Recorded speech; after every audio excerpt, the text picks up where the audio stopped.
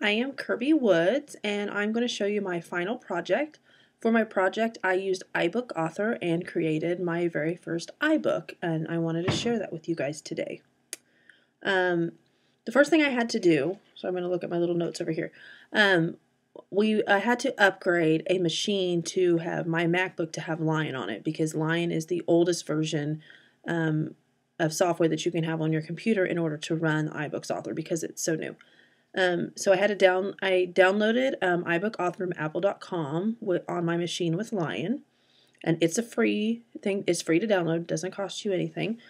And then once you download it, then it brings you to what I'm going to show you on the machine that I used to create it. It brings you to this screen right here, and these are all the template designs you can use to create your book.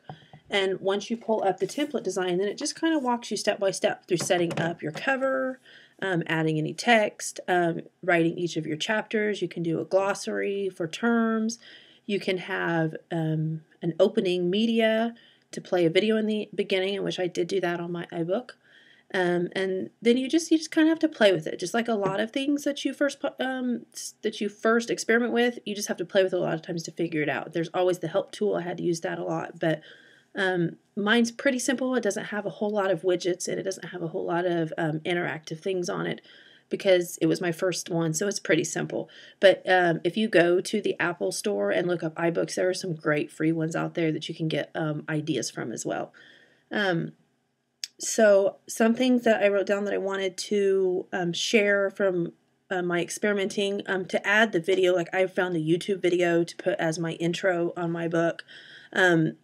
You can't download YouTube videos to your desktop, and the video has to be on the desktop before you can drag it into your iBook. So I found this website called KeepVid, KeepVid.com, and you can just paste the YouTube URL onto this website, and it will download it to your desktop, and then I could just drag it in to my iBook to have it there. I did have to install the Java applet because it was the new machine. It wasn't installed yet, so I had to do that before it would download. And then I had to open it as a QuickTime video and export it as an MPV file, so it would be small enough to go into the iBook. So that's just some tips that I had for you guys if you ever decide to do this. Once you have created your iBook on your computer, then you download the iBook app on your iPad 2, and it's a free app, of course, too. Once you have it downloaded, then you have to have iBooks open on your iPad, and you just use your sync cord to sync the computer to the iPad, and you can preview it if you just want a preview of it as you're going through. Like I would preview mine to make sure it looked good and make changes, and then when I was done, you don't have to publish your book. You can just preview it, so it's just yours if you're the only one that wants to mess with it. Or you can also publish it, and I went ahead and published mine just so I could share the steps with everybody. If you want to publish it, you would, at the top here, and I will show you. Let me pull up my iBook on the Mac here. Okay, so like this is the layout of my iBook. Sorry, let me adjust the light so you guys can see better. Okay, and it was called Narrative Text for 5th grade. If I can get you a closer view, up here at the top, this is the preview button if you just want to preview it, and then this little blue arrow, that's what you use if you want to publish the book. Once you select publish, then it takes you through. You have to download, I can't remember what it's called. Oh, you have to download iTunes Connect and iTunes Producer, which the first time you try to publish a book, it'll automatically prompt you to do that. It's not like you have to know that already, but those are two downloads that I had to do before I could publish it. The Connect just connects you to the iBook store, and then the Publisher actually lets you publish the book, and or Producer, excuse me, iTunes Producer lets you publish it.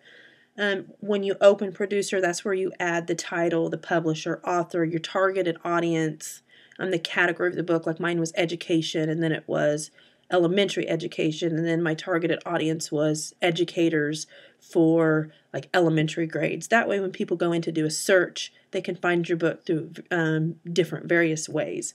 After you set all that up, then there's a deliver button, and it delivers it to the iBook store, and then it's there. So there were some things about iBooks Author that wasn't super user-friendly, and there were some things that were. But I think the only reason I got frustrated with things is just because it was new and I really didn't have anybody to teach me. It's like I'm the one that I will be teaching at my school now how to do it. So I had to become the expert on my own, and I have no problem with that. But I do want to share my book with you on my iPad too.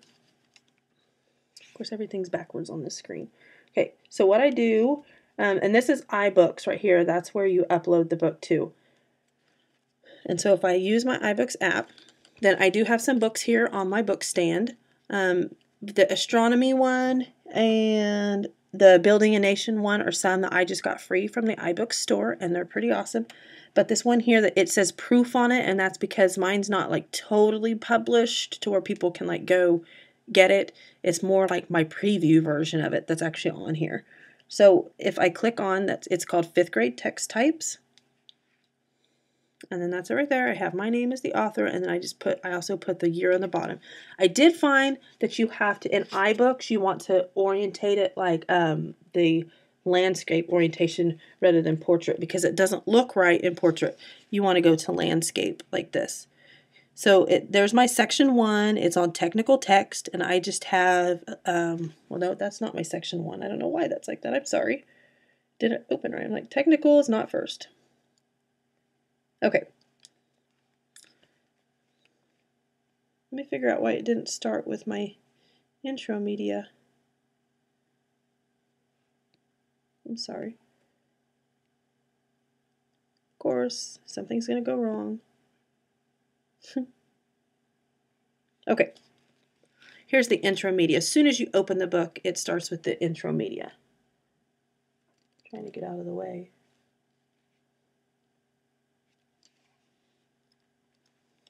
My daughter must have muted this thing. And it's a YouTube video of gotta keep reading. Cause this book's gonna be a good book. Cause this book's gonna be a good book. Cause this book's gonna be a good book to read. But anyways, that's just a YouTube video I downloaded. It's kind of like, it's like 3 minutes, so I'm going to shut it off. But so that's the intro media. As soon as you open the book, it starts playing that, which I think is cool. And then it comes to my table of contents. I just have 2 sections, and they do have some subsections. I have narrative text and informational text. So like if I go to my narrative text, and it opens it up, and I am going to turn it this way, so that way you can see the full layout there. And I do have an image there of like a story map for narrative text. And then I just scroll over it to the next page, and it gives a little introduction on like examples of narrative text and the different elements of narrative text. The next page just kind of finishes up and says the narrative text has beginning, middle, and end. And then I start chapter 2 is informational text, and it gives a little introduction about informational texts. And then it has these are like text features that you see in expository text. That's my first one, expository text, and it gives examples and then a little bit of information on text features.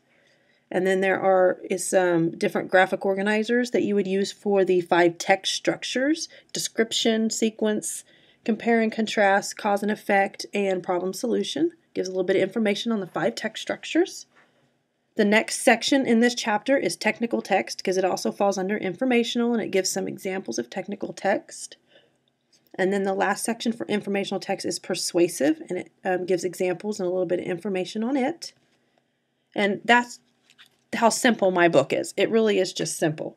But I do want to show you, if I click up here, of course it's not going to work. I got to flip it back this way. And I can click up top here. And then I get this little menu bar. I can go back to my library.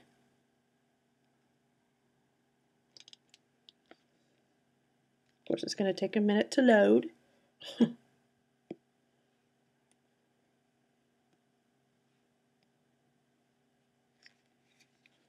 Okay, put my book back on the shelf.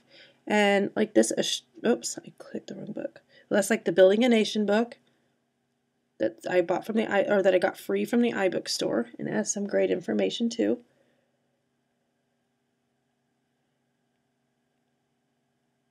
So, and you can do notes. Like in iBooks, you can highlight text and do notes, and it automatically turns them into note cards for you. So that's something cool that I also like to share. Get out of that. And then there's this astronomy book, which that was another free one from the iBook store. And it has some great interactives, and they have like movies embedded. There's an interactive of the Hubble Space Telescope, like where it starts talking about it. You can click on their little interactive and you can get a 3D thing of the Hubble Space Telescope. Trying to get my glare off this, where you can actually manipulate it and turn it and see it from different angles. So those are just some other cool things that as you get more proficient in iBook that you can do. Like I said, I went real simple with mine because I really couldn't, I could do stuff like that, but being limited on time, I wanted to start simple and not overwhelming. So what I'm going to do with this is next Friday, we're actually having professional development at our school, and I'm going to share how to make iBooks with our teachers because we're going to start implementing iPads as a one-to-one initiative in place of some of our MacBooks that are wearing out for our students. So I am going to start doing professional development on this and kind of become our iBook and ebook expert, and I'm really excited about it. So thank you for watching my video.